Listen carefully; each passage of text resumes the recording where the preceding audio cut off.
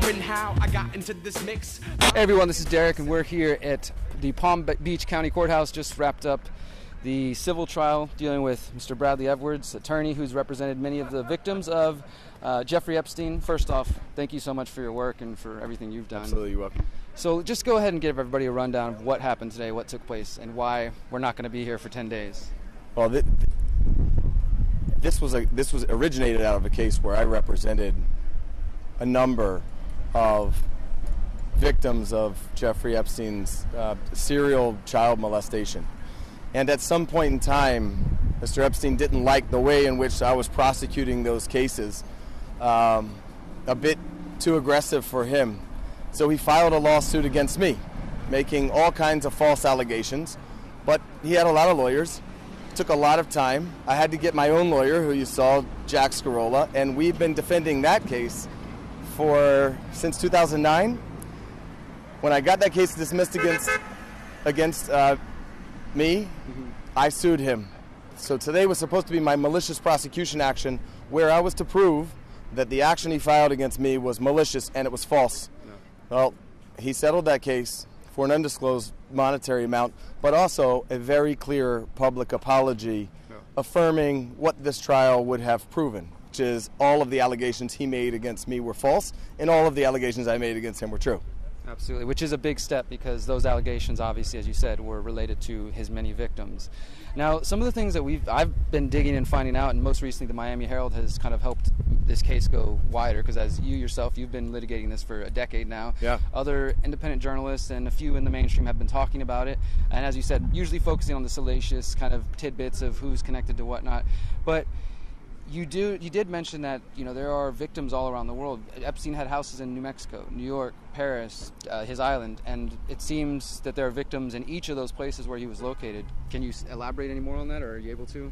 Well, I mean, if you just look at some of the evidence in the case, such as the police reports and the message pads left at his house, you will very quickly realize the frequency with which he engaged in that type of activity. And then you just look, he doesn't stay in one place. He travels around. He travels to his various places.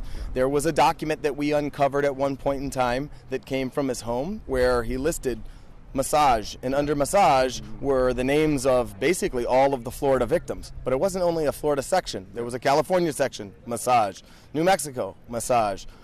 Virgin Island, massage. And so it begs the question, what is he doing in these various places? And is it any different than what he was doing here? Yeah. And why, the U.S. Attorney's Office took a lot of heat for the way they handled this and the lenient deal that they gave him. Yeah. But what other U.S. Attorney's Office has investigated anything? Mm-hmm. Has even attempted to investigate anything?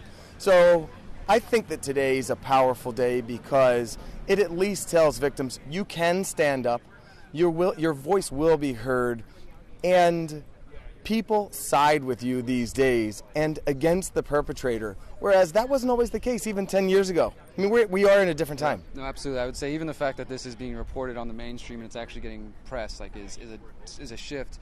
And the document you mentioned a moment ago listing the massages, is that the little black book, the Holy Grail, that I think that's the way you refer to it in the documents, right?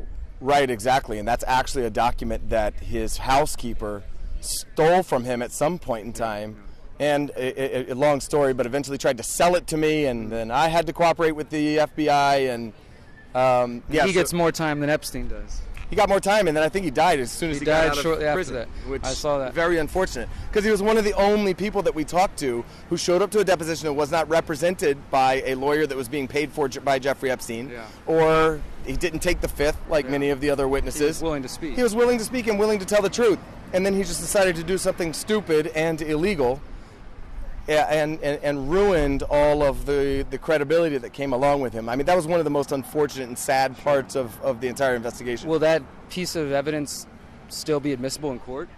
Or is it tainted now that he's tried to sell it? Or how does that... Well, it should still be admissible because Jeffrey Epstein himself, for instance, could authenticate that document. I mean, it came from his house. Yeah. Anyone who's ever seen that document in his house probably has the ability to authenticate the document. Plus, if you look at the numbers in it, there's just no other possible way to accumulate the information in that book without it being totally authentic. Yeah, absolutely. Now, just one more question on that document, and this goes to the more salacious rumors, but I would like you to just, whatever you can say on it. Obviously, our current president has had relationships with Epstein in the past, and there are those Katie Johnson and maybe other victims who accused Trump of being involved in things like this. In my experience, Trump supporters will not listen to anything along those lines. Obviously, we're not a court of law here right now, but are those claims of that case was dropped? It was dropped before it went to court.